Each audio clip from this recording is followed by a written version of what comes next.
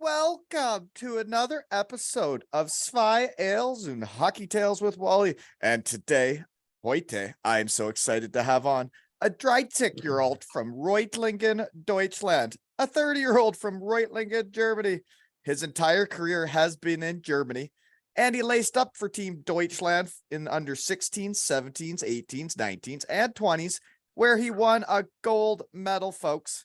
Started running amok in beautiful whitewater Germany, Weisswasser, before dominating with the Berlin Juniors. He then moved on to the powerhouse Jungadlers of Manheim and won the championship 3 straight years. He started mixing in pro games with the Heilbronner Falkens, maybe pre-puberty, as he was still an under 17. Mucked around with yours truly in 2012-13, and then helped the Lowen of Frankfurt, the Lions of Frankfurt, folks, get promoted to the second league. He then set up shop with those Heilbronner Falkens for the next 4 seasons and became one of the captains.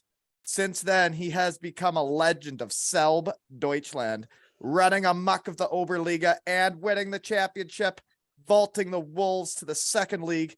And he is now the captain of one of my new favorite teams. Welcome to my shed, Richard Gelke. Hello. Thanks for letting me join your podcast. I'm really excited. Hey, thanks for coming on, man. It's so cool to get back in touch with people I haven't seen in so long. The hockey world is so small, huh? Isn't it? I get into how we know each other. I got your number from shed guy Bryce Reddick, eh? Yeah, Brycey, nice guy. So he's on your squad now, eh? His first year in Germany. Brings back memories thinking of my first year in Germany. That was a long time ago for me. Oh, is that a dog in the background? You got a dog? Yeah, my poster my little, pics. You can't see it really much, but yeah, he's laying there too, and he has to get some attention the whole time. So you got a Frau? A girlfriend, yeah. Yeah. But, this little puppy, he's still a little puppy, like 1.5 years kind of. So he needs a lot of attention. He's like a teeny. So yeah, I remember having a dog before kids, and like your dog's like your kid before you have kids, you know?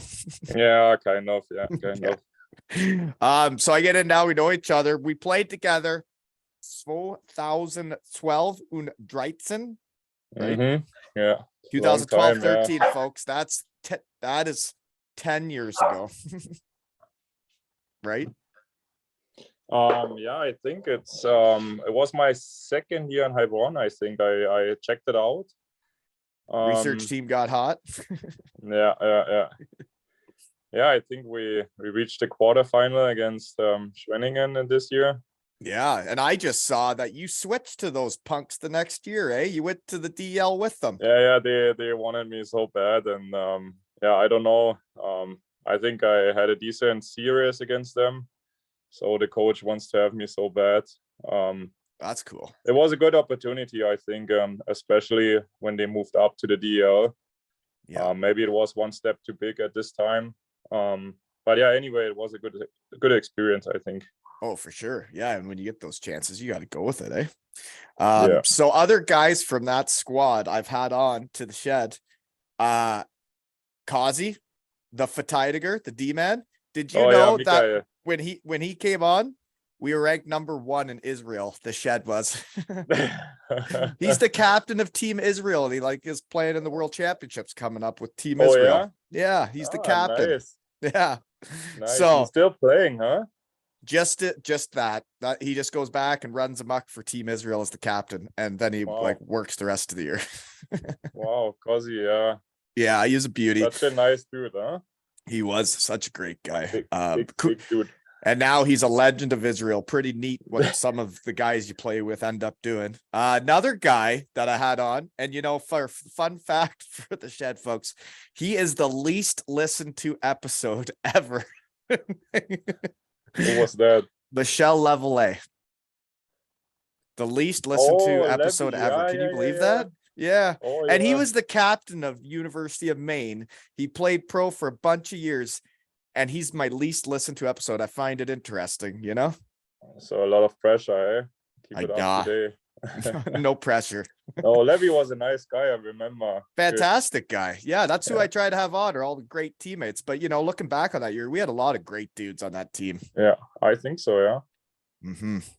David Danner came on. Yeah, He runs a grocery store now. Yeah, I know from Edeka.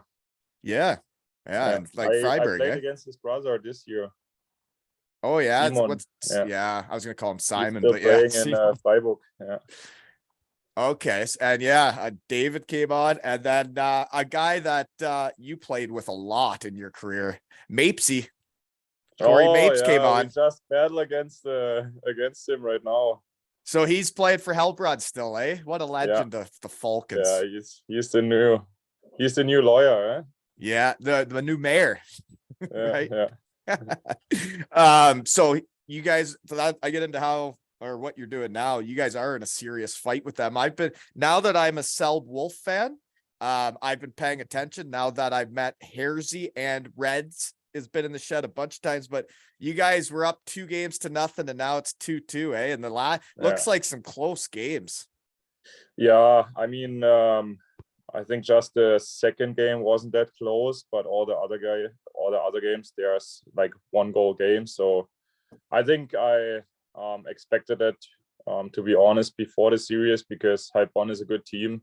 I mean, they reached the semifinals last year with a lot of the guys who are still there. So I still think it's a good series for the fans, and overall, like the whole league is like so close right now. It's unbelievable. That's good when the league's close, eh? Like it's really close. I remember really a year tight. when Landsberg was going bankrupt or whatever, and they let all their imports go, and they would just get throttled every night, like get beat badly. That was our experience last year. First year in the DL2. It was a really, really tough year. Like I think I had my biggest loss or my highest loss against I think Ravensburg. And I told my dad I don't want to have that again. What was the score? I don't want to lie to you. I think 12-2. We had 2 lines, like literally 2 lines. And I think the next game we played Kaufbeuren, we had like kind of 3 lines, and we got bust again. Like we lost. I don't know. I couldn't imagine playing pro hockey with only 2 lines, man. I'm way too fast. It was for that. Crazy. Like every time, like on the face-off, like this guy is like almost apologize that we have to play this game, kind of. It really sucks this year. Like it was a really, really tough year. Like I said, I had my highest losses. And I know what Europe's like though, is those players, like they do realize that their points matter to get paid for the next year and get contracts. So when they see a night like that, it's not like they're really going to take it easy, because guys need to get their goals and assists, right? Yeah, you have to be honest, it was a point night for them. Like we had, like I said, like maybe 2 lines, and our plus minus last year was just a shit show. It was a joke. Like, oh, that's not fun. But you guys are doing much better now, eh? Yeah, I mean, we like at the right time we had like 4 lines, kind of like everybody got back from Corona and all those injuries because of overplaying, and we just got hot at the right time, and then we beat Bayreuth in 6 games. It was like a good end of a really tough horrible season, kind of. So you guys beat Bayreuth in 6 games. Was their coach not Kevin Gaudet that used to be in Bietigheim? No, he was in Bad Tölz. Bad Tölz got in the second round against Bayreuth. So did they not get relegated? Yeah, Bayreuth got beat Bad Tölz. In the second round. So we made it in the first round, and luckily our season ended up in staying in the second league. It was like, I think no other team got less points than we did last year. But you ended up staying in the second league. Yeah. That's all. And now you guys are doing much better, it looks like, eh? Yeah. Yeah, I was tight, like I said. I mean, at the end it was like maybe 9 points or something, and it's maybe three more wins, you know. Well, you guys play tomorrow or what? We play on Friday. Today is our day off. Yeah, we had 4 games now, like you said, and yeah, 1 day off, and we get back tomorrow. Yeah, so training tomorrow and then the game for Freitag, eh? Yeah. And that's in Heilbronn? Yeah, that's in Heilbronn. How far away is that from you guys then? That's okay. It's like around 3.5 hours. That's a good Probably nap. a little bit. Yeah, probably a little bit more tomorrow because it's like a lot of traffic. Yeah, but I don't know why, but on the road sometimes we are way better than at home. I don't know if we are too excited at home. I mean, we have a good crowd, we have good fans. So yeah, I don't Sometimes know. it happens that way. You always want to play good in Yeah. front of your own fans, right? Yeah, I don't know. Well, it's interesting now when I get back chat with you guys. Like I wouldn't pay attention really to a lot of leagues or teams, and now that I get talking with guys again, now all of a sudden I care. It's weird. Yeah, you watch it, yeah, for sure. Like when you that's know what guys, I do, you kind care. of. It's weird how I get back in the game. Yeah, also in NHL, you just I pay attention on those guys, on those teams where the guys are from Germany. Exactly. Because I'm just like excited to see how they're doing, and I think they do much better than years before. When you see some guys like Stütze, Dreisaitl, Seider, it's unbelievable what they are doing over there. It is pretty cool. And well, geez, you're kind of bringing it right up, but like you were in Manheim, right? The young Adlers, the young Eagles. And that's where a lot of them got started, right? That's like a hockey factory. Kind of, yeah. I think like many teams are just saying like, yeah, they get the best guys from all over Germany. But at the same time, I think like we work the hardest overall. Like, yeah, we got a good team every year, but we had to work our asses off. Like, I think no other team in juniors worked harder than we did, like 100%. And the coaching must have been pretty good too, right? Because they've been pumping out some players. Yeah, I think it even got better. But at my time, we already had like a full-time equipment manager. We had like physios all over the like practice in games, which is like almost like professional organization. And that's not normal in Canada minor hockey. No. I don't know how it is over in Canada, but like they had a budget. It was over $1 million just for one team, and we didn't get paid. Like we get our equipment. We had like exhibition games in Sweden and Finland. Then we went to overseas to Canada to some tournaments. Who's paying for this? Yeah, it was all like the organization, like the sponsoring, like from SAP. They putting a lot of money in there. So did you have to pay to go to Manheim, or is it all they just like chose you? You pay monthly. It depends how much your parents are making, how much they can afford. So it's kind of like a scholarship, but it's about like financial aid type thing. Like the idea behind it is if you have like parents who can't afford like giving you a professional how you say it, schooling, whatever, you're still able to make it to Manheim, because then you get more like help from them, kind of. So I like, because when we were with Heilbronn, you were under contract with Manheim, and I remember our preseason was in Manheim, and we got to go to that arena and practice on their practice ice, and like you see the facilities, and like that's pretty cool as a kid. So you would have gone there when you're like 15 to whatever, 20? 15 to 19. I played 1 year overaged. Like they freeze the league because they said like the difference between like 18 and pros is too high, so they freeze the league for like 4 years now, I think.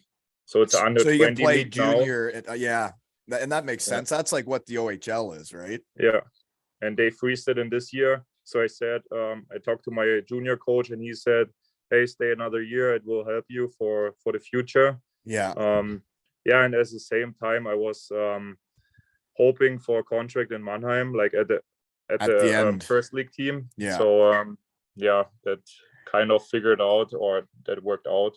But when you were with us in Heilbronn, you were under like so you were done with that then, because you guys played with us full time then, right? But because in this year I think we could only change one time, so it wasn't like right now they call it Förderlizenz, right, where you so go up and down.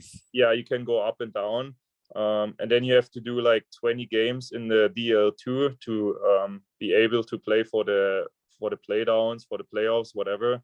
But in our 2 years with Mapesy and me, I think the rule changed at this time, so I gotcha. we kind of were allowed to change once. And I think my first year they called me up, and I played like I don't know how many games in Manheim, and everybody was like back to health in the playoffs, so I didn't play it anymore, and I couldn't go down to Heilbronn anymore, which sucks kind of for me for the first year. No, it would be nice to go up and down and to get that experience with the Manheim guys, because they get players in there, right? They ain't getting fat, short imports like me in Manheim. You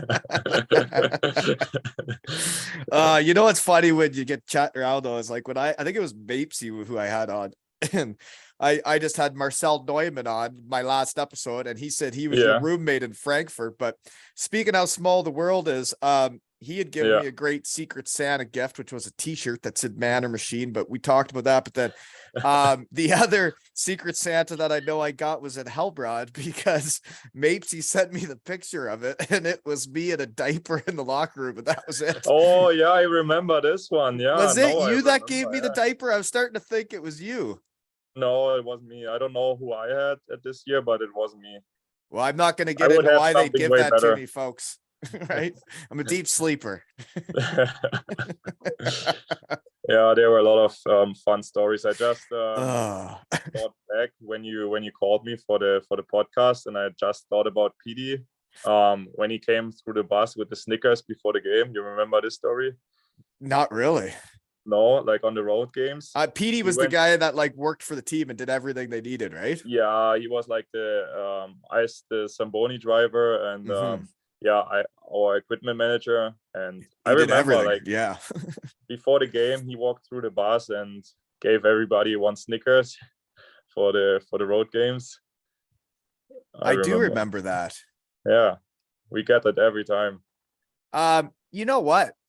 I don't want to skip this over because Bryce Reddick and I talked about it. Did you know that from me talking to people in my shed, I've got chocolate thrown on the ice. It started in Cardiff. Then the guy went to Denmark, and they throw Twix on the ice when Matt Kruth wins games for Herning, Denmark. But then Manchester Storm now has chocolatey storms after they win. So now I have it on like their whole team. When they win at home, they throw chocolate all over the ice. And it even happened in Sheffield, England. They had Kit Kat get that. But Reds and I were talking that I've never got chocolate thrown on the ice in Germany. And we were saying, if you guys stay up, if you guys beat Heilbronn, the team that asked me to kindly leave Germany, if you guys can beat them and stay up in the second league, Reds wants Kit Kats to hit the ice. I think we should do it. I think the fans of Selb should throw Kit Kats on the ice as soon as you guys stay up, right? Even if it's in Heilbronn, chuck them on the ice, right? That's a good idea, yeah. Right? I like it, but it will be tough because the league is so strict to throw shit on the ice, you know. You have the one. But if everybody did it, they can't kick everybody out. Yeah, they find a team probably, but that's worth it for staying in the league. It wouldn't be the team's fault, right? It's my fault. Yeah. Blame me, right? What are they gonna do to me? You get a big fine then. That's okay. That's worth it. If I don't come back, I don't have to pay. You can't fine me. I don't play in the league. That's true. Yeah. Try it, right? I think we should do it though, folks. It's a good try. Yeah. See what happens, like right? Good idea. So I better stick with how we know each other still, though. Another guy that played with us in Heilbronn, that's a beauty. That is still playing, is now a legend, and he's a shed guy. Marco Mueller. Oh yeah, he's the all-time legend in the DL2. I know. He has the most of the games. Most games ever? Yeah, in the DL2, yeah. Holy moly, and he's a shed guy, folks, right? Yeah, and maybe he still reached the DL level, like. Right, because Castle might win it, eh? Yeah, just 8 wins ahead of going up to the DL. I think they take him over. And he'd probably go with them, eh? He's a legend of Castle now, isn't he? Yeah, he is, yeah. Mm-hmm. legend of Castle and the DL too, I think. I think it's pretty neat though when you reconnect with guys that you played with, and like I was like the old guy on the team, and now I hear about all these young guys becoming legends. It's pretty cool. Yeah, it's crazy. Yeah, time You, flies by pretty Mapesy, quick, I have to say. Marco, you guys are all legends now, and you're all just the little puppies when I played with you. Yeah, But that time. year, your line, the other guys that I knew that you guys were my boys, you know, you were the young guys. There was you, Kurti, right? And then Igor, Aki. Yeah. Aki, right? I called him Igor because I said he played like Igor Larionov because he was too smart out there. Yeah, he was a smart player. Yeah. Yeah, I bet he's a smart guy. You know, people play hockey like their personality and their brains. I think he was a smart cookie. You know? Yeah, he was. Yeah. I think he stopped playing and studied something, I think. He's too smart. Yeah. And another guy that's on your squad now, Artur, I played with him my last year of Bietigheim. Oh yeah, Archie. Yeah, he's a nice dude. Archie, when did his name become Archie? When did this happen? I don't know. That's how I remember it being Arturo, Arturs, or Drago, right? I don't know. Drago. Oh yeah, he looks similar a little bit. A little bit. Really he looks just like the guy from the movie. I'm really happy to have guys like him in the team. It's fun to play with him and hang out with him. So yeah, he's a good dude. That's pretty good. Yeah. And then I guess one of your bosses is Herzy, who was a goalie when you played in Heilbronn. Yeah. Yeah, we stayed in a league with him too. Yeah. And I was just on his podcast. It came out like yesterday. Pro Hockey Pod. Yeah. It was episode 3, folks. Yeah, I just listened the one with Pricey. So yeah, I haven't been on the phone too much the last couple days. You've been playing a lot of hockey, Yeah, and I just want to focus on the main things right now. So what do you do on bus trips now? What are you doing for the 3.5 hours? You schlafen? Yeah, just grab my pregame meal and then have a nap and just listen to some music or some inspiration. Are you bringing your pregame meal? Most of the times we get some food. You stop somewhere, right? No, we have it with us. We get it from a grocery store and they just heat it up for us. It changed. Like years ago, you just get like pasta or I don't know, but now it's like chicken, broccoli, some sweet potatoes. So it's really. They're trying to make you guys all too skinny. Yeah. I remember when we'd go on road trips in Germany, I would love it because we would stop at the best restaurants ever and lunch would be incredible Italian pasta, like fresh made. And then you'd be dipping the fresh bread in the balsamic and oil and all that. Olive oil, yeah. Oh, and then you get the basil out, you know. So, most of the times and then we don't teams would wonder why I'd sleep the whole way to the game. Well, because you overfed me, right? No, we take the food with us all the time, so we don't have to stop for eating or something. That's brutal. Serious? That was my favorite part of the bus trips was stopping and getting out and having the meal as a team. The only problem is if you'd not have time to use the toilet after lunch before you got on the bus, right? Because there's no pooping on the bus. That's still the rule.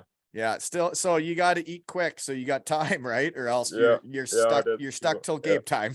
Yeah, that's true. And some of the roads in Germany, though, right? You get into like the east side of Germany, there could be a lot of turning and whatnot. So you don't want to be stuck. You're talking about Weisswasser when you go off the highway, I think. Yeah, or Krimichow getting down there, right? Just turning roads.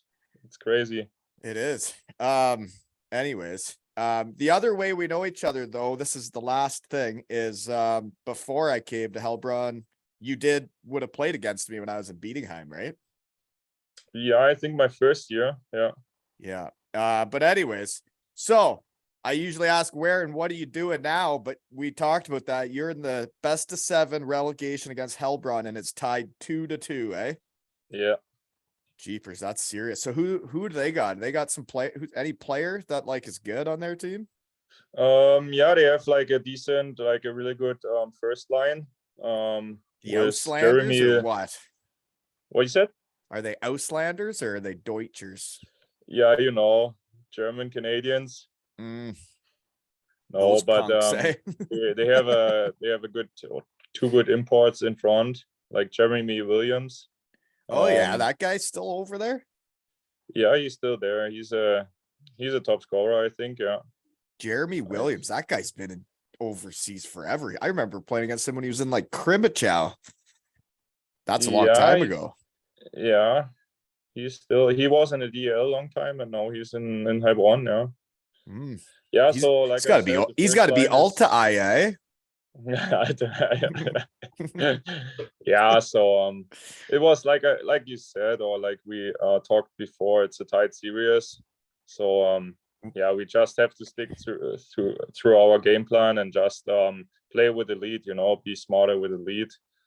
Who's your even coach? Yesterday, our coach is Sergei Vasmiller. I don't think I know him. Yeah, he's a Russian. He came from Memmingen. Oh, okay. And yeah, he moved up with Bayreuth years ago. Yeah. Okay, and he's been the coach there last year and this year, or just this year? No, first year this year. Okay, so he's doing pretty well then. Yeah. Well, good luck. I hope you guys do it, and I hope there's Kit Kats on the ice. And I'll take the fine league. If you got to find someone, find me. You can't find someone that doesn't make money. So, okay, poster pics. What was that fish, man? Where were you, and what was that? Yeah, that fish was huge, and you were just holding it in the lake. Yeah, it was last summer with some friends. Yeah, I'm a fishing guy for like since I'm a little kid kind of. And that was in a lake close to Selb, like not far away, like 1 hour. It was 1.80 meter sturgeon. That's a sturgeon. Yeah, it was a big fight. So, but like you were just holding it. So did you just let it go then? Yeah, you have to. It was like a catch and release lake. Right, but that's a sturgeon. I didn't know what kind of fish that was. That thing's huge. It was massive. I was so surprised when it comes to land, kind of. So you were on like you were on the shore throwing it into the lake, or are you on a boat when you do that? You have to have a boat in this lake. So I drilled it on the boat, and one buddy from me had to come with another boat and just help me because I had no chance. Like I have a little boat. Yeah, it was just pulling you around. Yeah. Kind of. It was crazy. And also like how long did it take you to get it into the boat? I think it was around 35 to 40 minutes. You must be it was fit, crazy. Eh? It was crazy because you can like that fish would have won the battle against me for sure. Conditioning would have become a factor again. Yeah, it was massive. Like I said, it was my biggest ever. So yeah. That's crazy. I've never even seen anything like that. Yeah, you have some in Canada, I think. There's like yeah, I didn't know that was that type of fish because I've never seen one that size. There's a river where you can catch like sturgeons. They are like giants. It's crazy. So you're right into fishing then, eh? Oh yeah, summertime is fishing time. Do you not have to get like so here in Canada, you have to pay to get a license, but you don't like take a test. In Germany, do you not have to like take a test? Oh, don't ask. I did it in Heilbronn. I had to wait for years to get it. Well, I'm pretty sure Dirk Robel wanted to be a fishing enthusiast and he just couldn't pass the test. Yeah, it's not that easy. I have to be honest. Like I said, that's ridiculous. People just want to have fun and catch fish, and you're not allowed because you're not good enough. It's crazy. You have some private lakes where you can go and just pay. But it's not that much fun. Like most of the times you have some little kind of little fishes in there which you have to take home then, and it's just more like, yeah, I don't know, it's not this kind of fishing what I like. Right. It's just strange that they make so many rules and make it so hard to fish. Like, that's like a driver license, and that's because you so you have to take like a course, right, and then pass a test. Yeah, I had to go to fishing school kind of like 30 hours Well, was maybe that's how crazy. you catch the gigantic fish, because I can't catch any fish. I go with my kids and I suck at it. Maybe I Yeah, need a but course and I need a you know, driver's the license. funny thing is, compared to a driver license, you have like some schooling, and then you have some driving. And in fishing, you only go like for schooling. And when you have the license, you can go fishing, but you never catch the fish before. Because if you try it in this fishing school, kind of, Yeah. they call it like black fishing. You know what I mean? Like, yeah. it's so stupid, kind It of. doesn't make sense at all. It doesn't make sense at all. So you No, have it the doesn't. license, and you have no experience with fishing, but you can go. It's ridiculous. It is ridiculous. Yeah. Okay. Next poster pick is your dog, your hound that was in the background. He's quieted down. He must be sleeping. Eh? But anyways, you had him on the he beach. eats my Eh? ball. That's my favorite thing to do. When I don't know what people do when they listen to the podcast or come to the shed to listen, but like I walk the dog a lot, and when it's nice enough, it's on the beach, and it's a fun time. Yeah, it is. Yeah.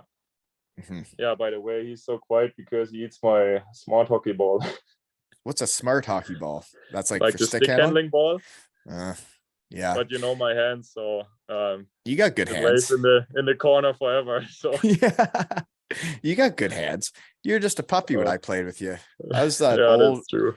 old guy, you know. But so another poster pick was, I think, the year I'm with you in Heilbronn. You were wearing the gold helmet.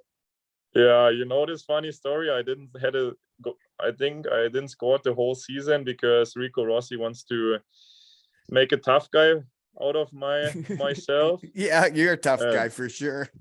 And I just had to fight, and yeah, I think it was the second game in the playoffs, and I scored my first goal of the season, and even up with Cacciola, I think, in this time, and they made fun of it, and then they said you have to wear the golden helmet. Yeah, no, okay, so that was in playoffs. So we even had to wear gold helmets in playoffs. God, that was stupid.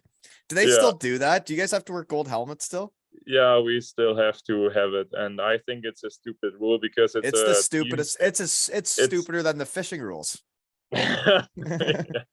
It's a team sport. Why you have to have a golden helmet? It's exactly. like it's a team sport, and you're just being one of the guys. And there's I mean, if you want to know who's the leading scorer on the team out there, look at the program, and there should be one that says the goals and assists. And it's like, why the goal when I had to wear it in Bietigheim and other play, I hated it so much. I thought it was so stupid. Right. And it's like, why are you ever going to leave that guy open? But you are the target. And it makes no sense for anybody. And like, when you just want to be one of the boys and then they put that shit on you. Yeah. Horse manure. Yeah. My experience. But it's cool that you got to wear it though. So I guess you had outscored me in game one, you punk. After 2 games for sure. I think we only had 2 games. I think we only had we got put out in 5, eh? Yeah. Schwenningen was good in this year, so I think we had only 2 goals in 2 games. So. Yeah. Well, no, we did okay. We hung in there, right? Yeah, it was. Do you remember the end of the one game though? When we were winning the first game of the series, Rico and I talked about this when he came to the shed. Who was the coach, folks? We talked about this. Was we were winning in Schwenningen game 1. And a kid that hadn't played a shift all game, the younger Billich, right? The older brother got hit on the ice like hard, and he just jumped and over the younger board. brother jumped the bench and went out and took a penalty that he hadn't played all game, and then they got a power play and scored to tie it up and then won it 2-1. I remember this one. I drove home with Michi Hackert because I slept over his place all the time after the road games, and he couldn't believe it. He was like still thinking about it, and he was like, "How did that happen?" You don't end up winning a playoff series when something like that happens in game 1. That's just not how you win playoff series. You can't do that. Like, and it wasn't even like a guy that had been playing all game. He hadn't had a shift. I remember like it was yesterday. Seriously. Yeah. I remember I was driving home with Michi after the road game, and he was just like going nuts. He was like, still can't believe it. I think a lot of people were like that. Yeah, people that we're pretty fired up. Yeah, because we had played a really good hockey game. We can laugh about it, but and it's just history now, right? It's what happened, and we could have won 4 more games, right? But we lost game 1. Okay. Next poster pick was, it looked like you just scored a goal. It looks like a sweet barn you guys have in Selb, eh? Yeah, I like the barn. It's like an older building It's with got some character to it, eh? It looks nice. Oh yeah. And yeah, they renovate a lot of things like new boards, new lights, new VIP area. It's really nice. They got a lot of shit done. I see, and for me, if I had to choose, or I got to, all the old rinks around the world, I would rather fix those up like it sounds like they did in Selb, making the VIP room nice.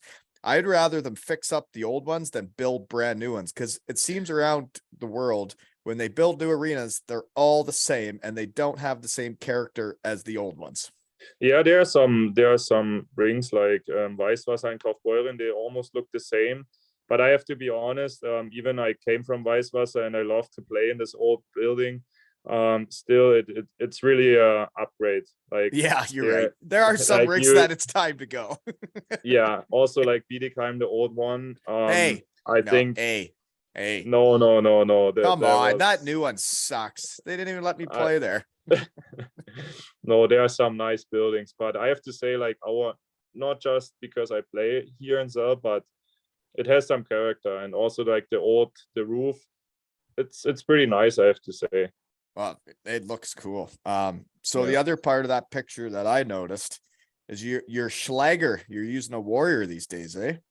Yeah, we are sponsoring by Warrior. So everybody's got to use them. Kind of, yeah. Most of the guys. Some guys play Bauer or CCM, but yeah, most of the guys play Warrior. I was always a Bauer guy. Would they make your own curve then if you need it? Yeah, you get all what you want. So what are you working with? Were you a toe curve guy? I used to play like a little bit more in the toe, but now I'm almost back to Sekik. Oh yeah, the old Sekik. Yeah. Okay. Let's see here. The other pick was the same. I thought the barn looked sweet and the fans and like their seats look cool. But your Selly, it looked like you had scored from a long way out. You still got a pretty hard snapper, don't you? Yeah. I think in this game I even complained about the stick, and yeah, I had a nice one-timer in power play. You could really shoot it when you were like Oxen Yars alt, you know? Yeah. When you were 18, you could already Yeah, that was snapper. true. Yeah, my shot is my weapon kind of, but I have to use it more. You should. But shoot it when you can shoot like that. Yeah, that's what I did. And when I was young, I had a goal and I just shot pucks every day, kind of. So not much stick handling like nowadays. Like young guys or the young kids doing more stick handling nowadays. They all have good hands, and like they're pretty fancy boys, the stick handlers nowadays, aren't they? Yeah. But at this time, I just shot pucks all over the time, and well, you could tell. Yeah. So next poster pick, that must be the Oberliga championship with the whole team, then, eh? So that's Selb. That was in Hanover. I mean, I moved up with Frankfurt as well, but this year was amazing. Yeah, it was a good group of guys. And isn't winning fun? Like winning a trophy, isn't it fun? It's just amazing. I really have to say, even it was like the third league, but it was it was fun. It was a lot of fun. You can't just say just the third league. Any trophy is hard to win. Yeah. In the Oberliga, there's like 40 teams, isn't there? Yeah, we have like two groups, like the Oberliga South and the Oberliga North. Yeah, we played. It's a lot of teams to beat to win it. Yeah. And I think that's how this podcast and the shed exists, and that people listen, is that there isn't just the Stanley Cup in the world. There's a lot of trophies in the world to win. There's a lot of trophies in Europe that people don't really realize, but like winning the Oberliga is a big deal. Winning the second league was a very big deal when we won it at Bietigheim. Yeah, I guess so. Yeah, I guess so. Yeah. Did you guys get after it after you won? Did you get after it? Good party? Yeah, kind of. It was tough because it was in Corona. So a lot of things got canceled. So, but we still made the best out of it. Yeah. It was fun. We had What a was fun the bus final ride home. I'm sure you did. Yeah. Yeah. How long of a bus trip was it? I had to go from Munich Oh, to Bietigheim. I was pretty well ruined by the time I got back. yeah, I don't know. This week I didn't had a lot of sleep. So Yeah. yeah, Busy times. I had my equipment on for the whole day, I think, because I was just too lazy to put it off, and it was just such a good feeling. So I said, like, why should I get dressed? I don't want to get dressed. I just want to have fun and drink and sit in my equipment. After we won in Denmark, that brought back a memory that the goalie, Alfie Michaud, knew he was retiring after the season, and we won game 7 of the finals to win the championship. And he sat there in his equipment for I don't know how long, because he knew it was the last time he was taking it off. And it was like, it was sad, it was happy, and I was the guy that sat beside him in the locker room. So like, I didn't even know what to do with that. I was like, you know. Yeah, I mean, on the bus ride, some guys were complaining about my smell, but I can't understand it. So yeah, like we drove a day earlier to Hanover. I still had some perfume, so I put it all over my jersey, and I don't know, the complaining. Smelled I good. don't, Yeah. Yeah. Smelled good. You didn't Yeah. even shower after that, eh? You're just still in your equipment. No, it was a fucking mess. It's everybody celebrates differently. I cut off my jeans and Bietigheim and went to the parade with my underwear hanging out the bottom. So you know, everybody does it different. Your diapers, eh? You still had them? I probably could have used one, but that escalate quickly. Yeah, well, when you win, things can really get away from you, Yeah, right? for sure. They really But can. that's the best time you ever had, right? Well, it's like you work all year with a team of people, and you work Many all years, season, kind of, I think. right? Yeah, many years. And then like, yeah, for me, personally, when I finally won Bietigheim, that was 3 years in a row going to the finals. Like, so the coast, then the first year in Landshut in the second league, we lost both times. And the disappointment of those 2 years, when you finally win, things can get away from you, especially sure. the second day. Also, I have to say, it's an emotional relief, you know, like you work hard the whole time. Like I said, you're looking for something like this for many years. If you can't win anything, and then it finally happened, you know, you think about it when you reach the finals, how nice that would be. And yeah, it's just amazing. Yeah. And you guys just did that. So what was the final series? Was it a best of 5 or 7? Best of 5, yeah. And we went in game 5, I think. We won 2-4, I think, yeah. In the final game of the series. Yeah. And that's against the Hanover Indians or Scorpions? Scorpions, yeah, Scorpions. So that's in that old barn. That one's got some character too, eh? Yeah. It was pretty warm this day. It was start of May, and the ice was like so wet, you know. So it would be. That's got outdoor air, say. Doesn't it? That one's a crazy rink too. It reminds me kind of Kaufborn. Yeah, it is open. Yeah. So yeah, once it's warm out, it reminds me a little bit on the old ring in Bremerhaven, like the old rink in Bremerhaven. That's a beauty of a rink too. Yeah, the fans are right there with you. Yeah. I just had one game. I think 1 or 2 shifts, and it was when I was 17. I think I still played juniors. I had 2 shifts, and I was sitting next to the Bremerhaven fans, kind of like right between the benches. Oh, yeah, you would be sitting right with them. Yeah, there's some cool rinks in Germany, folks. Whoever been there, you should go check out some rinks if you're a big hockey fan. Next poster pick then. You looks like you were making like coffee or cappuccino, which made me think of how different coffee is in Canada compared to Europe. Your coffee is way stronger, way better. Like it's not even close. And then over here, everybody drinks Tim Hortons, and it's like just filter coffee. And like everybody cares about their coffee in Europe. Like you make like a real good coffee, you know? Looks like you were doing that. Yeah, I got a barista machine this summer. I was looking those for things ain't cheap, eh? No, but it's worth it. It's like you said, it's good quality coffee, and I don't know, I'm addicted to coffee and cappuccino. So Yeah, I drank a lot of it when I was over there too, especially when they're that good. Yeah, I get it. So yeah, twice a day for sure. I guess the only other thing I got written down for poster pics was it. So I asked about the team picture, but then you also said the picture of you standing there with the trophy. And my question was, did you get after it? Question mark. Because every time I won, I totally floored it. And they're the memories I have from hockey. My favorite memories were when we won something, you know? Yeah, for sure. And even like I said, we had a tough season last year, and staying in the league was just a big party as well. You know, like that would have been right, and it's going to be the same. It's going to be the same this year when the Kit Kats hit the ice, right? And then you guys win, and then you guys will have a party that night too. Just like I said, like we have been the underdogs, like the big time underdogs, and we just stayed in the league in the first round, so that was a big party. Oh yeah. So now Mapesy and the Heilbronn Falkens made the semifinals last year, eh? Yeah. That hardly makes sense to me. Heilbronn's hardly ever got out of the first round ever. Yeah. Yeah, they don't have good experience for the playdown, so they better watch out. Yeah. Big game Friday, eh? Yeah. Okay, so where's Reutlingen? That's where it says you're from. Close to Stuttgart, kind of.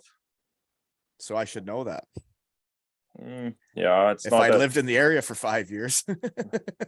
Yeah, it's kind of in this area. Yeah, it's not that far. It seemed like that.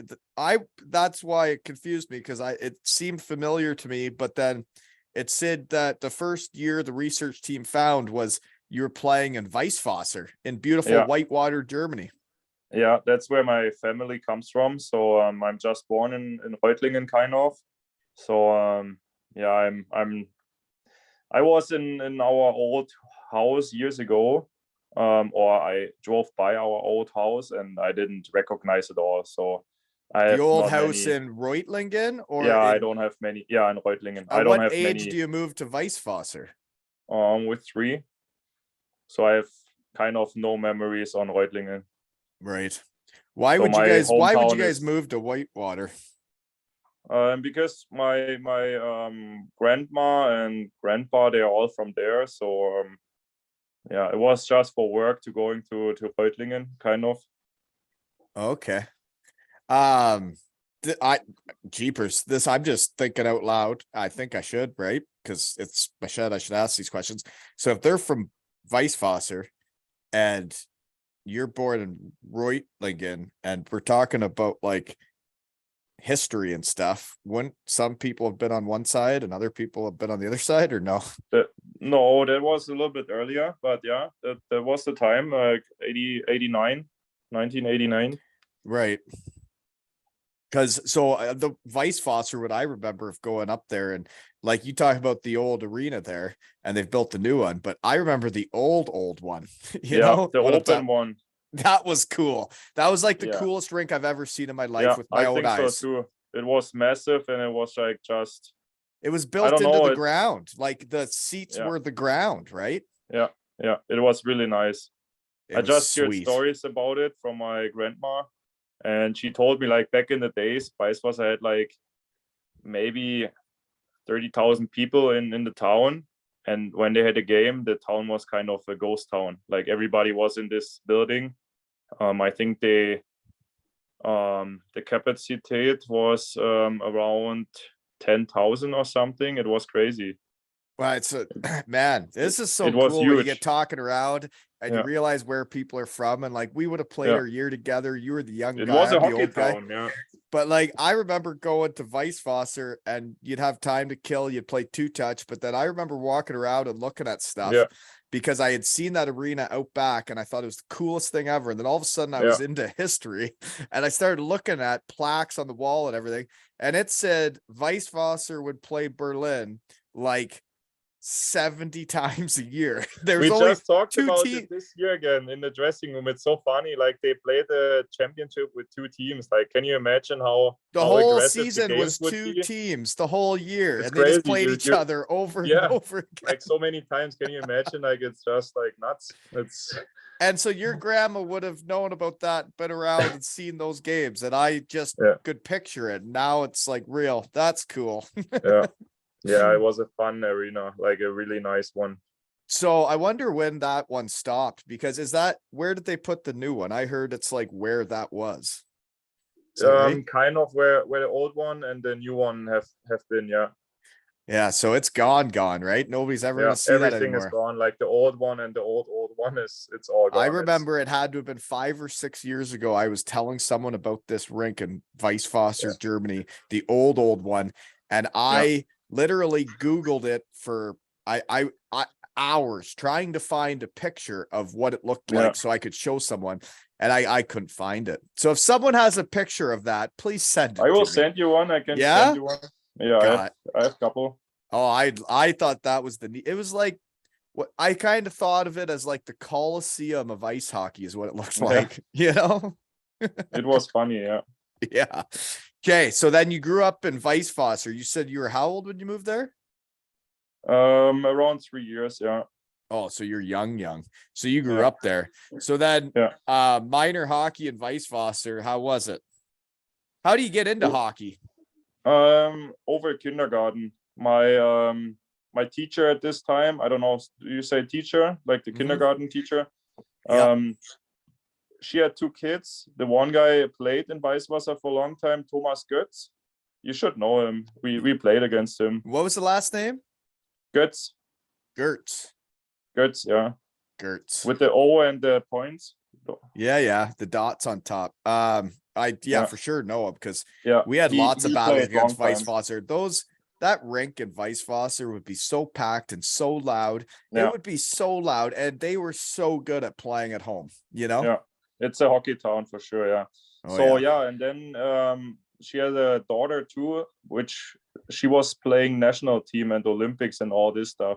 So she was pretty familiar with hockey.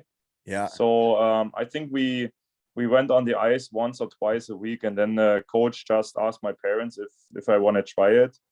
And then because they probably saw you big frame walk in, and they're like, "Who's this kid? He can run, he can jump." Yeah, I was just a active kid, so I want to do something, and we try it, and I liked it, and I sticked with it the whole time. There was nothing else anymore than hockey. Yeah, no, that's once you're into it, right? So then at under 16, it looks like you move over to Berlin. Why do you leave Weisswasser, go to Berlin? Because at the age of, like you said, 13, I was overage in the under 16 team. And after that, like all the old guys left the team, they can't play in this league anymore. Yeah. So my future doesn't look good in Weisswasser, or didn't look good in Weisswasser. So I did a tryout in Berlin, and luckily they took me, and I stayed there for 2 more years. Yeah. Okay, so in Canada we would call it was like kind of a must. It was, but like it's almost like kind of going AAA, right? Like it's like you're going to the bigger city to play the bigger cities. Yeah, right. And play better kind players. Of AAA, yeah. Okay. So then after that, though, you go there for a year, it looks like, or however long, and then you end up going to Manheim. So that's not close to where you were. So you moved away from home, like you moved far away from home. Yeah, that was kind of the toughest move, because Berlin was only 1.5 hours from my hometown. Right. So, and then you could still see your parents and be there, and they're going to be at all your games and practices or whatever. Yeah. And then it starts to and that's basically when you move out of home for like good, right? And how old are you? Yeah. It was 15, Yeah.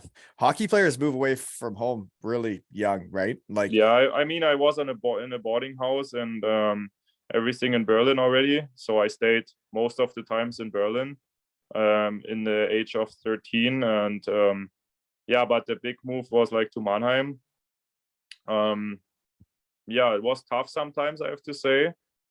We didn't have easy years, but it still was fun, Well, you probably lean on the guys you're playing with a lot, right? Like the guys that are your teammates would kind of be your brothers, because you don't have your family around. Yeah, we spent it a lot of time, and like I said, it was tough. We worked a lot. We had a lot of practice and training.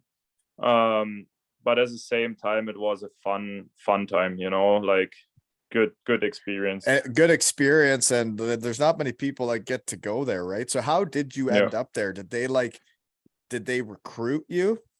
Yeah, they have like the coaches watching all over Germany, like I said. And yeah, he just talked to my parents, and we visited Manheim, and we checked out the facility and everything, and got to know each other. And then when you like, not anything against Weisswasser because it's a beauty barn, the old one, but you get to that Manheim arena and you see what you could be doing as a hockey player. Yeah, first of all, but at the same time, I have to be honest, like Berlin had a good team too, but right? Yeah. Like the opportunity, like the facility in Mannheim was just like different level,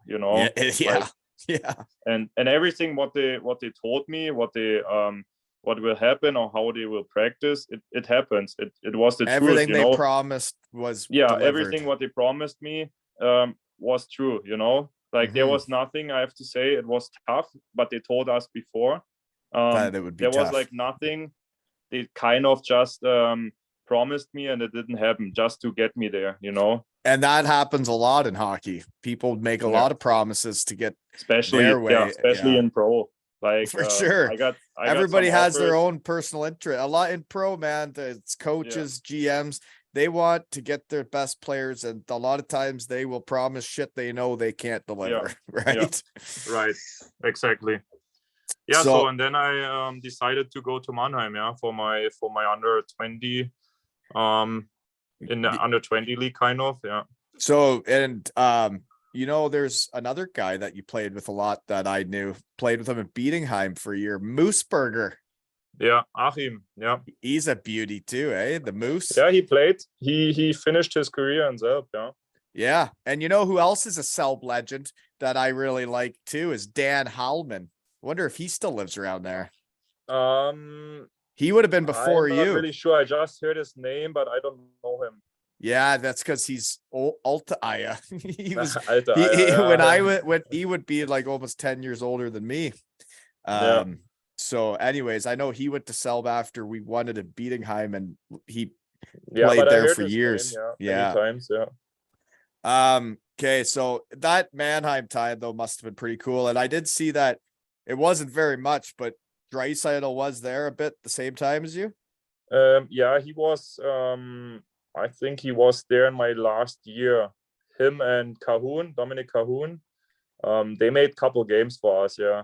Because that's the small world was when we're playing Ravensburg. That's why he wears number 29 is because of Ben Thompson, right? That's cool. On Ben Thompson, yeah, it was crazy. Like you saw already how good he is, but at this time he was like really young. And then the next year when I got out of the Jungadler, we watched the finals with all the Mannheim pro players, like Yannick Seidenberg or Markus King, Christoph Ullmann. And they were like all like just watching up top, and they were like, what is this guy doing? It's amazing. Like in the finals, he's sourcing passes through the zone. It was just like Cahoon and Draisaitl. It was just crazy. Right. And it was like, and that's when you're bringing the top imports all over the world too, right? Yeah. And then you're seeing this German kid. It's like, what? Yeah. I mean, sometimes you watch juniors and you see a good guy, like a good player, and you think like, see this guy in pros and he will be different. But this guy, like especially Draisaitl, everybody was like, oh, that's a different level already. Like, and he was still a rookie in this year, it was crazy. Yeah, no, that's cool. Some guys, it's weird, right? When you get on the ice with some people, it happened to me a few times in my life where you just get on the ice with a guy and you're just like, whoa, this is like totally different than anything else I've seen. Yeah, and especially the year after we had summer ice in Viernheim next to Mannheim, and there was like a camp with Pavel Datsuk. And Draisaitl came back from overseas. He was in Prince Albert at this time already. And he came back. He was like so strong and so like so good already after 1 year over in the Western Hockey League. It was crazy. Yeah. So you think going to the Western Hockey League really helped him then? I don't know, but Because I mean, I he's think just, a guy like that's gonna get good wherever he is. I think he would have got just as good being in yeah, but he Manheim got a training. better challenge, I think, than in the, like I said, as a rookie in his rookie year, he was already like dominating guys Crazy good. Yeah. in the under 20s. It was crazy. You know, another small hockey world thing here is another guy you've played with, not for very long, but it looked like under 16s, 17s in Germany, is Tom Kuhnhackl. Oh yeah, I played with him in the national team. Yeah. Yeah, so that's why my kids wear number 14. So Nice. yeah, Colby wears number 14 because when he was playing for the Penguins, he was nice enough. We went and watched the game in Toronto and he came up with a signed hat. And Colby's wearing number 14 ever since. And then he was 34 then, but then he went to the Islanders and we went and watched him another couple years. And then Colby's worn number 14 ever since. And I think it's pretty neat, right? It's the small hockey world that you played with him. I played with him in the national teams, and Tobias Rieder.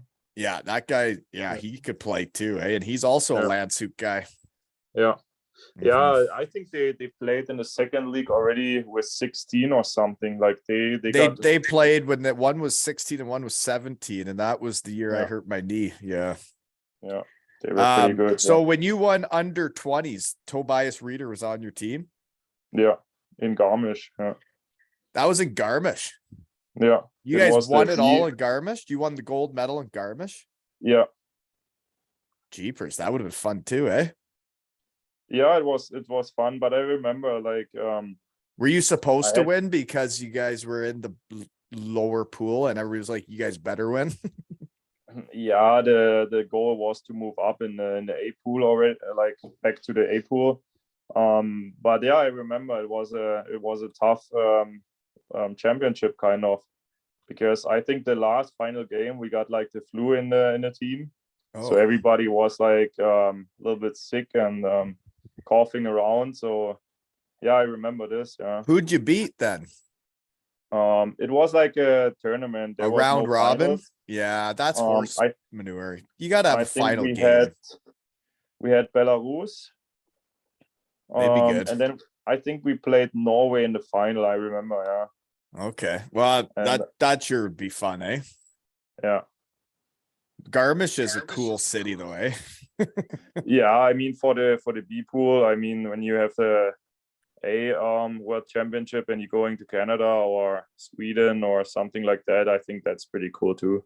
Yeah, that's true. So where all did you go with Team Germany? Because you were on the team from under 16s to under 20s. So where all did you get to go? Anything cool? Yeah, I think it was Port Alberni. I think it was a smaller town in Vancouver Islands. On the Vancouver Islands. Port Alberni. Oh. I don't even know. It was a small town, but it was like crazy. It was the under 17 challenge. That'd be fun. So yeah, it was kind of a little world championship, and yeah, it was pretty tough to play against those upcoming guys like Tyler Seguin. I played against him. Yeah, there were some good Canadians. Yeah, I was wondering who some of the best players were you played, because it must have been pretty cool though to make Team Germany, eh? Yeah, it was. It was fun times every time when we got together. Yeah. Mapesy was on some of those teams too, eh? Yeah. So okay. So then breaking into pro in Germany, it's totally different, eh? Like you're playing juniors, but you're also trying to play pro. So 2010-11, it says you play one DL game, 18 games for Heilbronn, but you're also playing junior and like, right? Yeah. Yeah, it was my year where I kind of got to know the pro games, kind of like my first pro experiences. Yeah.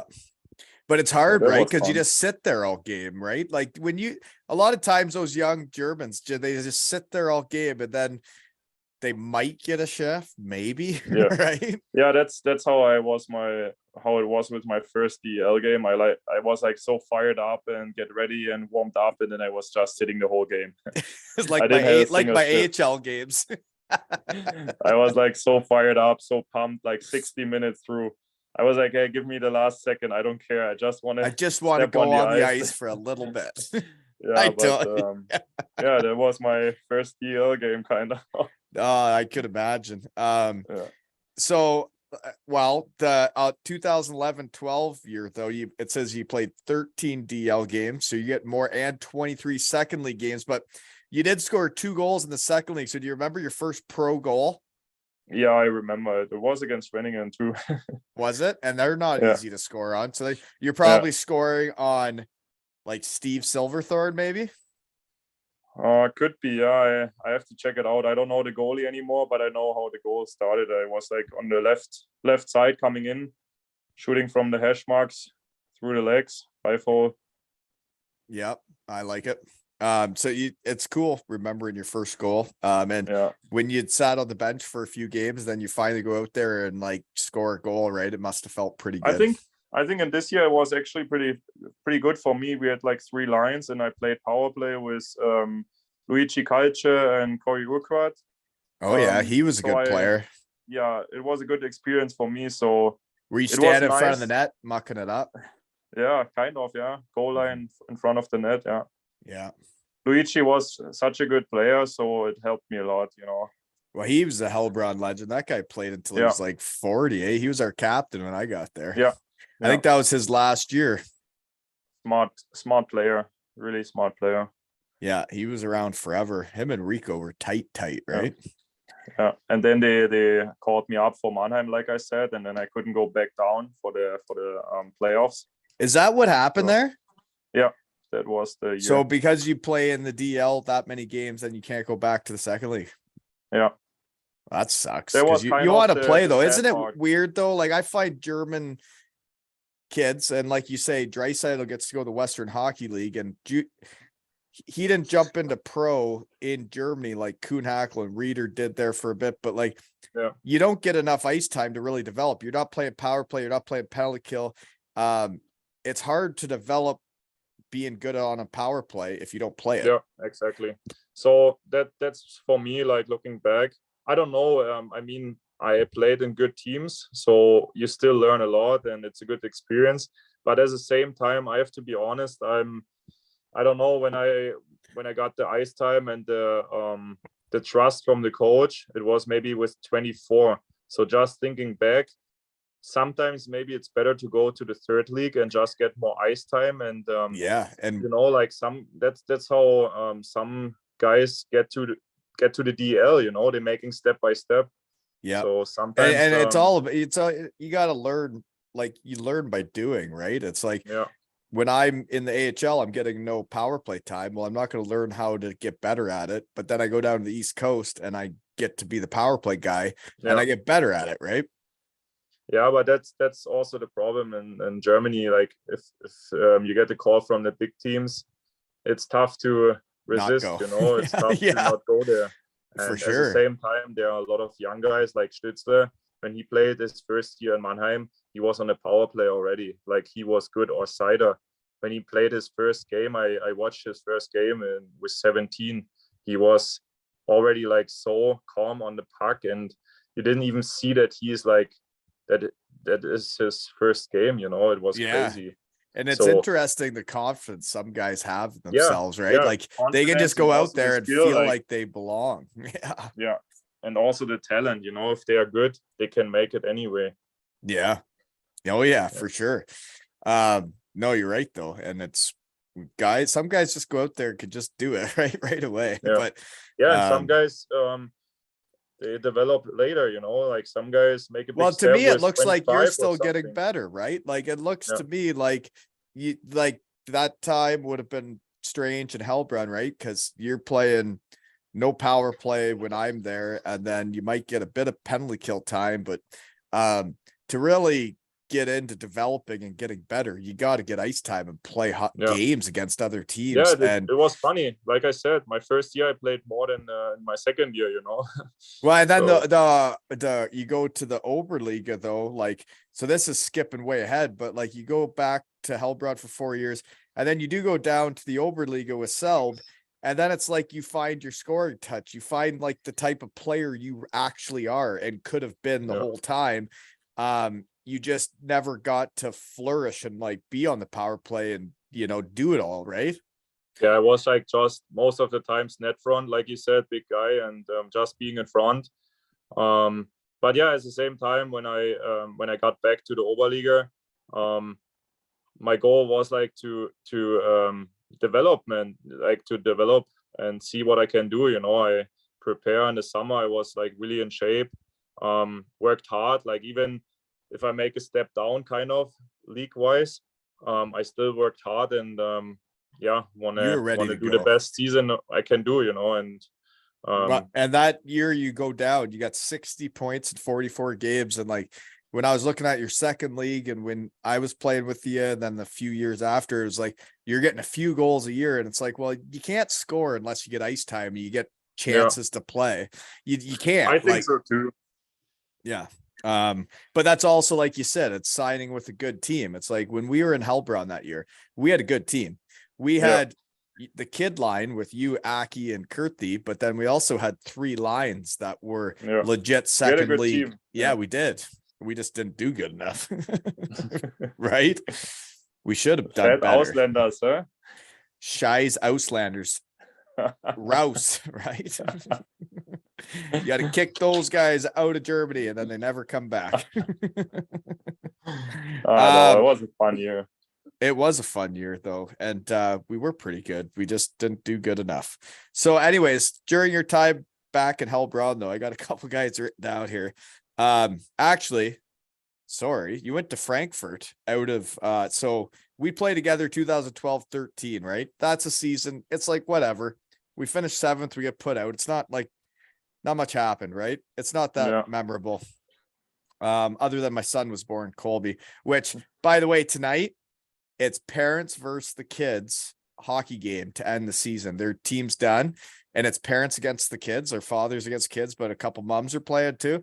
And I mean, I played mini hockey against the kid and he's so competitive. I'd kind of let him win just because it would be a nightmare, but like, there's no way I'm letting him. I'm not letting him win tonight. I'm gonna, well, right. And it's like, I'm going to go out there and run amok. Those kids better watch out. Earn your respect in front of your kids, huh? Right. And it's like, they hear I used to be a hockey player. It's like, yes, I look fat and gross now, but you know what? I can still do it. Right. You have good hands. You don't need your body. No, you don't. No. So yeah, I got to do that tonight. I'm going to show the boy what's up. I'm going to show all the what's up. But anyways, where were we? So then after that year in Heilbronn, you go to the DL, but then you go back to Frankfurt and you live with Marcy Neumann, eh? Yeah.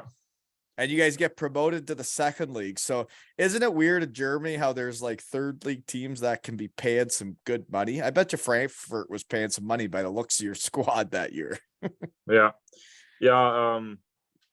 That's the point again, like in the DL. I didn't have that much ice time. Looking back, I would say like just fight through it. Just don't think about too much about your ice time. But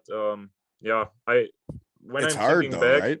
I wouldn't go to Frankfurt anymore. Even we moved up to the second league, but just to like with the experience right now, I would just like have a different mindset. At this time, I was looking at other guys, why he plays more than me, and even looking about older guys, why they playing in front of me. They haven't been in shape like me, for example, and it was just like stupid, like well, and it's like back, if you're gonna be it's like I agree. It's like if you're gonna be a fourth line guy and only get so many shifts, it's like make sure you're the best player you can be for those shifts, and then you should get more, right? And you just but mentally when you're sitting there, you can get so pissed off and mad, sad. Exactly, and that gets you out of your mind, out of your game, and that was stupid. Like if I would be the perfect role player, I could maybe even stay there, but I made it so hard by myself. But that's also experience what you learn later on, like no, it's true. Some guys learn it earlier, but and that's why you're a captain now. I hear you're a captain in pro hockey. That's pretty cool, eh? Yeah, it's a big honor. Definitely. Well, it is because the Selb Wolves have been around however long, a long time. And like that you're part of the history of Selb, of that town, of like, we named this guy the captain of our team. That's cool. Yeah. It's a big honor, but at the same time, it's for myself, I make a lot of own kind of pressure on myself, because you want to be the best captain you can be, you know. So but you just be yourself, right? They named you the captain because you are right. I try to, but at the same time, you want to extra I know. Do the best what you can do, you know. Yes. I know, you're a shed guy. You like to be the best at what you're doing, right? You try. So anyways, you go back to Heilbronn. A couple more guys you played with back in Heilbronn after you leave Frankfurt. Okay, so you get them up to the second league. You play another year. The only thing I'd say about Frankfurt is that is a great city and a great arena, right? Yeah, it was a good time. Like, we had a really, really good group. Even in the Oberliga year, it was amazing group, I have to say. Like, there's some Bietigheim fellas on there too. Yeah. Also, like, the practice, it was so intense. It was I don't know, it was a different team, kind of. Like, we battled, and I don't know, the expectations were so high inside our room, you know. Like, not even from the club, but it was just a bunch of guys which want to compete, you know. And that's when you get better during practice, is when guys want to compete. Yeah. When you went back to Heilbronn, and this is a guy that's played in Weisswasser, I saw he played for a little bit. Karsten Gosdeck. That guy had the hardest slap shot, Schlagschuss, in Germany, that, like, when you'd be penalty killing against him, it was like, oh, was I just out of the way again? You know, because there's no way I'm blocking that thing. I don't think I ever did block it. Big blade and just Schlagschuss. Yeah, I remember him. Oh God, could he shoot a puck, man? I remember when he would play in Weisswasser, and they'd pass it over to him, and it was just like, he was just shooting. Am I actually going to eat this? Because he knows I'm not going to, and I know I'm not going to. So good luck, goalie. Right? I remember it.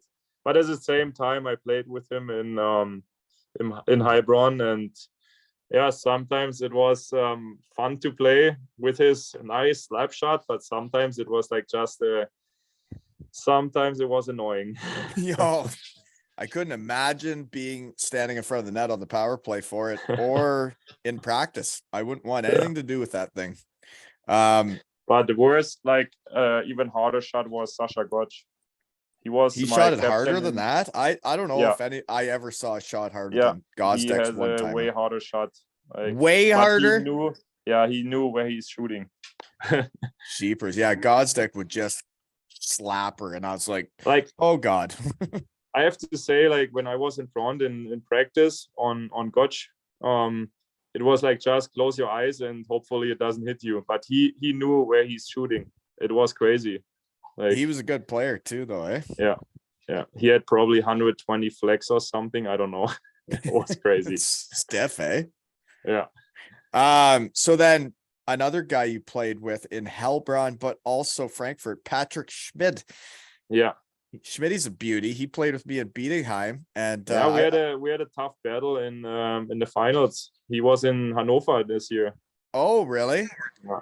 We had a tough battle. I'd like him in my shed, but you know, I don't know if he's scared or if he's coming. I don't know. Right? He's a beauty. Too much to do, huh?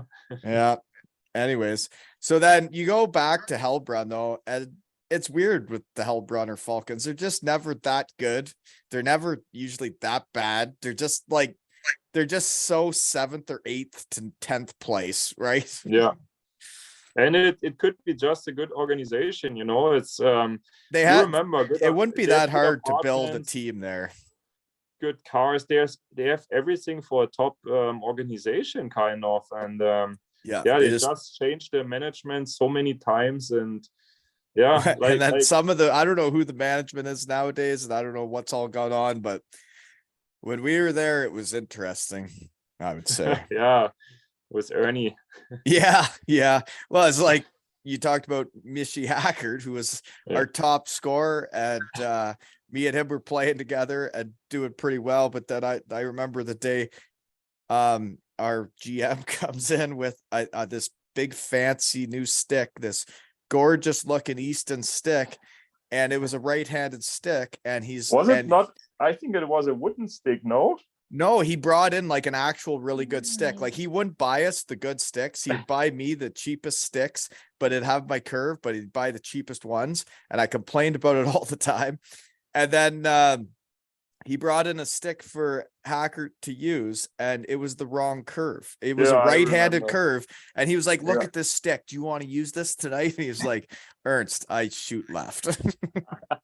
I remember that. And also with Easton George, like the guy from Easton Company. Do you remember when Michi got complained about his customized stick? Not really. And I think in December, he brought him 6 sticks just taped together. It was a normal curve, like Sakic. It says on the top Sakic. And George came in and said, Michi, that's your customized sticks. And Michi is like, hey, that's not customized. Yeah, they are. They just forgot your name. And Michi freaked out because he was waiting for a stick since August. Oh man. Crazy. And honestly, and that's the small things that it takes to win championships, the small things it takes to have hockey players feel good and be ready to play hockey and to win games, is getting the right sticks, is having them ready, is to making them feel valued and wanted. And it's like, when I get there and you sign a goal scorer and you sign a guy that puts up points, but then you won't give me the good sticks to go out and do it. It's like, what? What? He was one of the best German players. Like he came from the DL, and he was like a Heilbronn guy, and he was coming back home to play for us when he's one of the best players in the DL as a German, and you can't get him his sticks. Yeah, it was crazy. It was crazy this year. Yeah. But and I always talk about the small things that it takes to win championships. Sticks aren't a small thing. Schlagers are not a small thing, folks. Get the good ones. You might win more. You know. Anyways. Not your skill, it's a stick. Well, I remember he used to say the sticks don't make the player, and it's like, well, they sure help. Yeah, they help. Yeah, for sure. So anyways, you know what else I got then is you're back in Heilbronn. There's one more guy I got to bring up though that you played with. Heater. You played with Heatley? Yeah, Mark Heatley. Oh yeah, he came to the sushi guy. He's the sushi guy to you? He's the raclette guy to me. He's the garlic dip guy. Sushi breakfast every morning. Sushi breakfast? Yeah. Sushi for breakfast. Yeah. That's weird. He was a big into like McDonald's breakfast and beating high. He'd bring in McDonald's breakfast like every morning. No, he was also reading his book before the practice, and I can tell you a lot of stories from him, but he was a funny guy. He's hilarious. Yeah. He's a beauty. Yeah. I remember a story of him doing snow angels on the ice before a game, where I'm coming in for 2-touch and I see PJ and Danny Held, and I'm like, what are you guys looking at? They're like, look out on the ice. And I look out, and Heater's doing snow angels on the ice in his shorts and t-shirt when fans are already in the arena. And he comes off. I'm like, what were you just doing? He goes, well, I warmed up too much. I was too hot. I had to cool down. Classic Heatley. Oh, he's a dandy. So anyways, you move to Selb, and then that's when, like, I find this is what really helps players. You go there, the coach has faith in you. You get to start getting ice time. You start getting power play time. You start getting on the ice more. You start realizing the type of player you could be and how big you are, how good of a shot you are. You're finally putting it all together. And that's not until how old are you then? Like 20. 26, yeah, 25, 26 around, yeah. And then you're starting to find out what type of player you are. Yeah. Yeah, like you said, I get a lot of opportunities, power play, penalty killing. And I also have to say I was in a good line, with Christoph Kabitsky. Sometimes it just happens that you have a guy who reads your plays and who's just at the right spot, just works. Yeah, and he was a good goal scorer, like from all over the ice, kind of like different angles, like really tough angles, and he still scores, you know. So a lot of credit on this guy for sure. Well, that's cool. So then next year it would have been with Corona and all that stuff then that you only play 5 games and then you get right into playoffs. Yeah, I had a long time injury. Like my first year in Selb, we battled for kind of the relegation, that we stayed out of the relegation with the fourth league teams. So yeah, I got a kind of a knee hit, and I kept going, and I got kind of a hernia. So it took forever because I kept playing. Through it, and it made it worse. It turned out in the summer it was really worse, like really bad already. So I should have stopped in this season, but yeah, I want to fight through and I do know battle for the team, which was in this way for my health. It was not good. Yeah, no, it's interesting when you look back on things when you can play through some things. You're like, gosh, what was I thinking? Right? Yeah, it was, for looking back, it was just stupid. Yeah, that happens. I agree. But that year you played with another second league legend, a Ravensburg Tower Star legend in my eyes. Lucas Slavatinsky was still putting up 24 points in the second and that's the overlay. He was still doing, or he's still playing. Yeah, he's still playing in Füssen now. What a gamer that guy is, eh? Yeah, and I was really impressed. I think he made all the games. When he was here, he didn't miss a single game. And how old would he be? He was 40 or 41, I think. No, he was a gamer when he was in Ravensburg. Yeah, a gamer.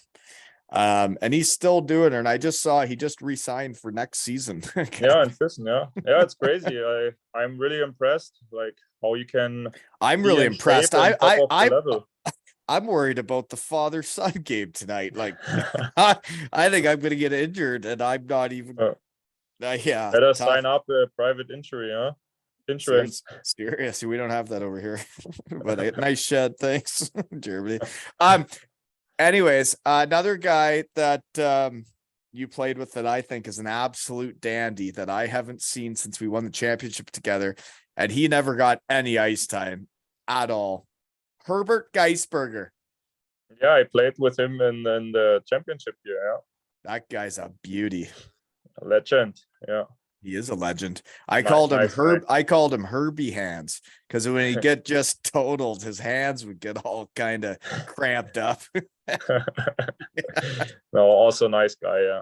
Yeah, beauty. That's another guy I'd love to see again. He was awesome. Yeah, it was, like I said, we had a good group of guys when we won the championship. Like everybody. That's when you win.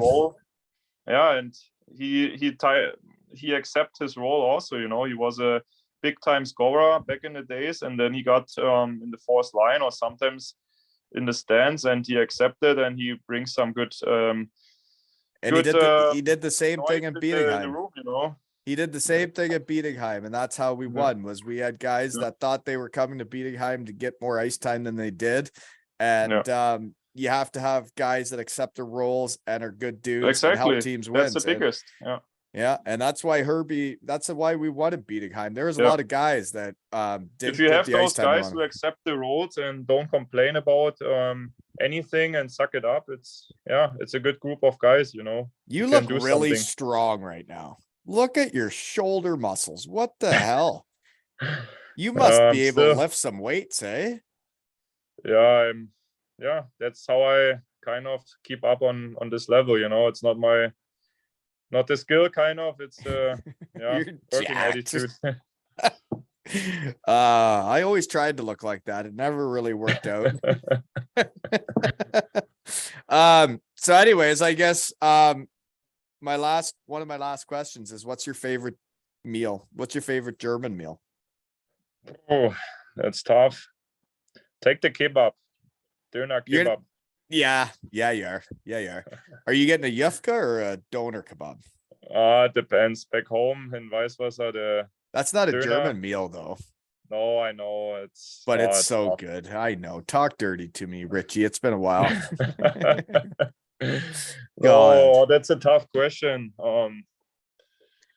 No, you answered right. When I was in Germany, that was my that's my favorite meal first too. thought. So No, I agree. Döner comes from Berlin, so it's a German food. When you get out of a practice, when you get out of like a hard training and you can go have a doner kebab for like 3-4 euros, and you're like, God, this is living. Hey, that's expensive. It's €6 now. I know. I'm old, man. I'm old now. It should be €6 now. They're worth 100. Seriously though, after the hardest training you could ever have in Germany, which I never thought I'd work as hard as I did, and you get out and have a kebab and you're like, gosh, am I ready for a nap now? You know? Yeah, sometimes it's worth it. Sometimes. Yeah. So Kit Kat's on the ice, folks. Selb, Germany, or Heilbronn, wherever you guys win, wherever the series ends, Kit Kat's on the ice. I'll take the fine. I'm not going to pay it. So bring the noise, right? It wasn't the team's fault. It was my fault. Don't be fining Hairsy. Fine me. Right? That's funny. But seriously, thanks, man. It's been so much fun catching up, and I wish you guys nothing. I hope you guys win. It's neat for me to get to talk to you again and catch up with you and see the. We give our best. It's pretty cool that you become a captain, dude, and that means a lot, and it should mean a lot to you because being named the captain of a pro hockey team is a pretty cool deal. And for sure. That I played with you and now I get to see you again, and that you're still doing it and you're a shed guy. I love it because you were just a puppy when I played with you, you know? Yeah, that's true. I think I was 19 or something. Yeah. Yeah, you were a young guy. Yeah. Yeah. And now to see that you're a captain of a second league team, that's pretty sweet, man. So go Selber Wolves, right? And this has been another episode of Spy Ales and Hockey Tales with Richie and Wally.